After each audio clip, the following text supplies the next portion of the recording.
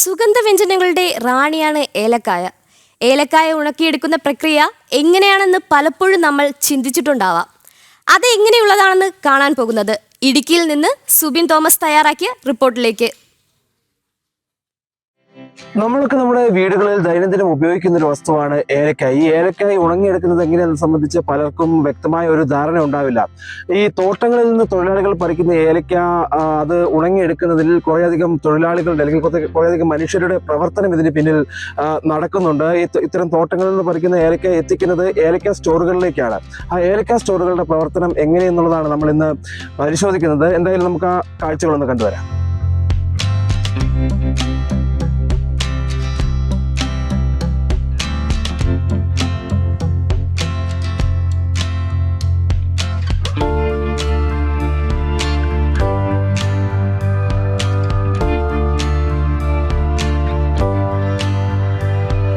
നമ്മൾ ഇപ്പോഴുള്ളത് കുമളിക്ക് സമീപമുള്ള അമരാവതി സെന്റ് ജോസഫ് പള്ളിയുടെ കീഴിൽ പ്രവർത്തിക്കുന്ന സാൻജോസ് കാർഡമം ട്രയറിലാണ്. നിലവിലിപ്പോൾ കാ ഉണങ്ങുന്നതിന് വേണ്ടിയുള്ള പ്രാരംഭ നടപടികൾ ഇവിടെ ആരംഭിച്ചിട്ടുണ്ട്. ഇനി പെട്ടെന്ന് തന്നെ എന്തൊക്കെയാണ് ഈ കായ ഉണങ്ങുന്നതിന് വേണ്ടി ചെയ്യുന്ന ആദ്യഘട്ട നടപടിക്രമങ്ങൾ എന്നുള്ളത് നോക്കാം.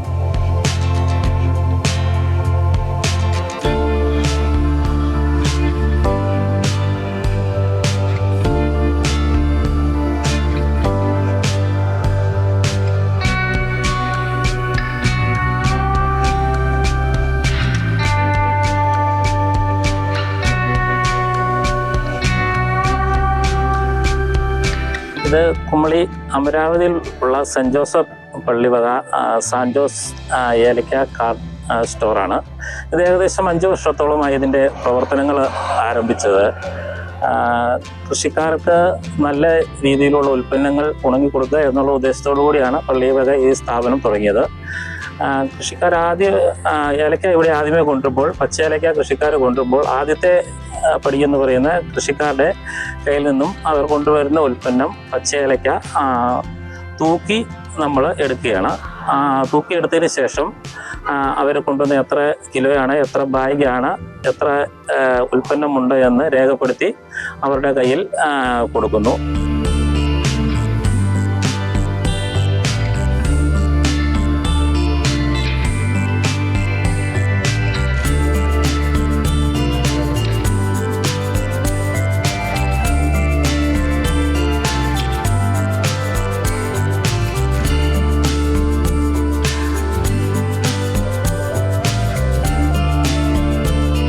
അടുത്ത ഘട്ടം എന്ന നിലയിൽ ഇത് വൃത്തിയായി കഴുകി എടുക്കുക എന്നുള്ളതാണ് ഏലക്ക.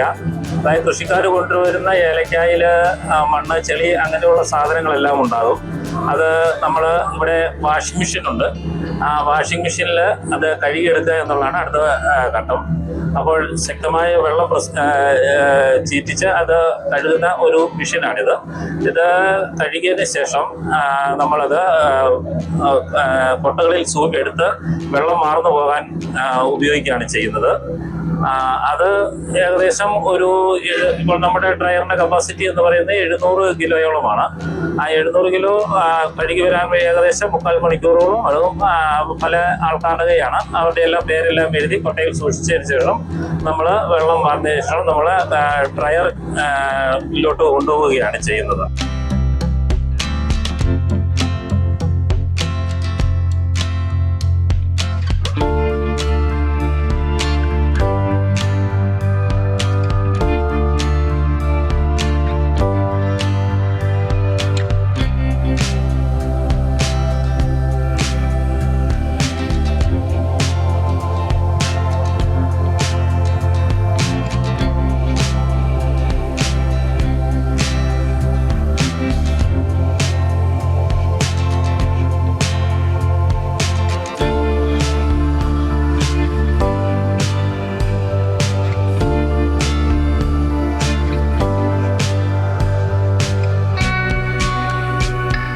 കഴിയതിന് ശേഷം അടുത്തത് നമ്മൾ വൃത്തിയാക്കി വെച്ചിരിക്കുന്ന ഇങ്ങനെ കൊട്ടകളിൽ കൊണ്ട് വെച്ചിരിക്കുന്ന കായ നമ്മൾ ഡ്രയർ യൂണിറ്റിലേക്ക് ഇടുകയാണ്. നമുക്ക് ഏകദേശം 700 കിലോയുള്ള 3ഓളം ഡ്രയറുകളുണ്ട്. ആയുഷ് ഡ്രയേഴ്സിന്റെ കാർഡമം ഡ്രയറുകളാണിത്. അത് നമ്മൾ ഓരോ കൊട്ടയിൽ നിന്നും ഓരോ കൃഷിക്കാരുടെ എത്ര തൂക്കമാണെന്ന് ഏറ്റവും ചെറിയ അളവുള്ള കാ മുതൽ വെള്ളോട്ട് കൂടുതൽ കായിടും. അത് വേർതിരിക്കുന്നത് എന്ന് പറഞ്ഞു കഴിഞ്ഞാൽ ആദ്യത്തെ ഉദാഹരണമായി ഒരു 10 കിലോ ഉണ്ടെങ്കിൽ അത് ഇട്ട് കഴിഞ്ഞ ശേഷം അതിന് മുകളിൽ നമ്മുടെ നൈലോൺ വലയിട്ട് പേരും എഴുതിയിട്ടതിന് ശേഷം അടുത്ത കൂടുതലുള്ള കായിടും. അങ്ങനെ ഏകദേശം 700 കിലോ കായാണ് നമ്മൾ ഈ ട്രയറിൽ ഒരു ട്രയറിൽ ഉപയോഗിക്കുന്നത്. അങ്ങനെ ഏകദേശം നമുക്ക് ഒരു ദിവസത്തോളം 2500 കിലോയോളം കായോളം ഈ 3 ടയറുകളായിട്ട് ഉണങ്ങിയെടുക്കുവാൻ സാധിക്കും. അതാണ് മൂന്നാമത്തെ ഘട്ടം എന്ന് പറയുന്നത്.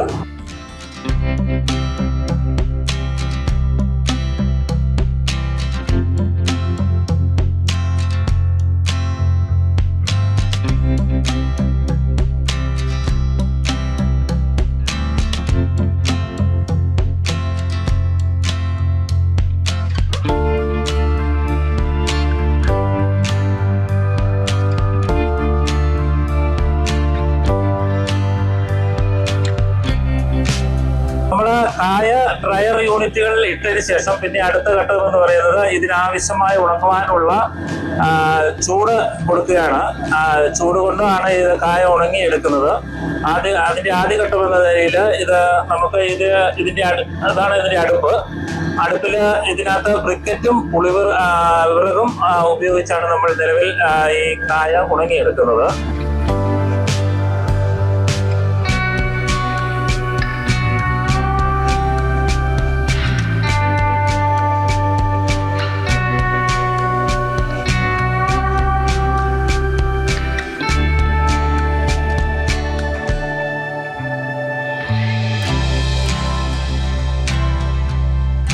ഏകദേശം 20 മണിക്കൂറോളം കൊണ്ട് നമ്മുടെ കായ ഉണങ്ങി കഴിയുകയാണ്. അത് കഴിയുമ്പോൾ നമ്മൾ ഇതില് ഞെടുപ്പ് അങ്ങനെയുള്ള സാധനങ്ങളുണ്ട്. അത് നമ്മൾ ക്ലീൻ ചെയ്യുകയാണ്. അത് ക്ലീനിങ് മെഷീനിലിട്ട് ക്ലീൻ ആയതിനു ശേഷം ഫൈനൽ പ്രൊഡക്റ്റ് ആണ് ഇത് നമ്മൾ ഉണങ്ങിയെടുത്ത് അവസാന ഘട്ടം കൃഷിക്കാർക്ക് ശുദ്ധമായ രീതിയിലുള്ള കായ നമ്മൾ പ്രോസസ്സ് ചെയ്ത് വന്നിരിക്കുന്ന കായാണിത്.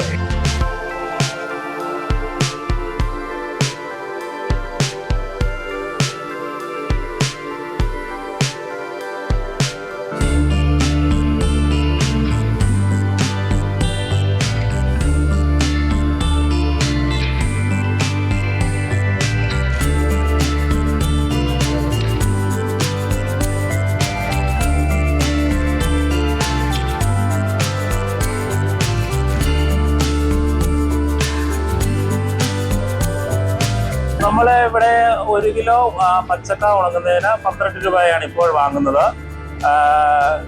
കാലാവസ്ഥ അനുസരിച്ച് ഇതിന് ഉണക്കിന്റെ ശതമാനം വ്യത്യാസം വരാം. എങ്കിലും ഈ സമയത്തെ ഒരു കായ്ക്ക് ഒരു 4.5 കിലോ പച്ചക്ക തന്നാൽ ഏകദേശം 1 കിലോ ഉണക്കക്ക കിട്ടാൻ ഉള്ള സമയമാണിത്.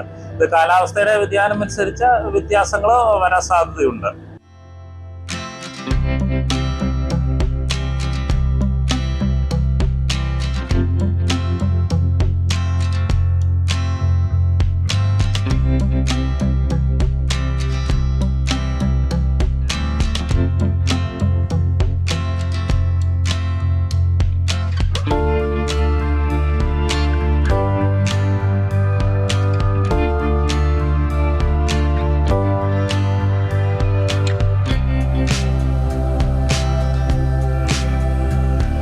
മണിക്കൂറുകൾ നീളുന്ന പ്രക്രിയയ്ക്കൊടുവിലാണ് ഈ പച്ചയേലക്കായി ഉണങ്ങിയെടുക്കുന്ന ഒരു നടപടിക്രമങ്ങൾ പൂർത്തീകരിക്കുന്നത്. ഇതിന് പിന്നിൽ ഒരു കൂട്ടം തൊഴിലാളികളുടെ രാപ്പകൽ വ്യത്യാസമില്ലാതെ കഠിനാധ്വാനവും ഉണ്ട് എന്നുള്ളതാണ് ഏറ്റവും പ്രധാനപ്പെട്ട കാര്യം. സുബിൻ തോമസ്, ജനം, ഇടുക്കി.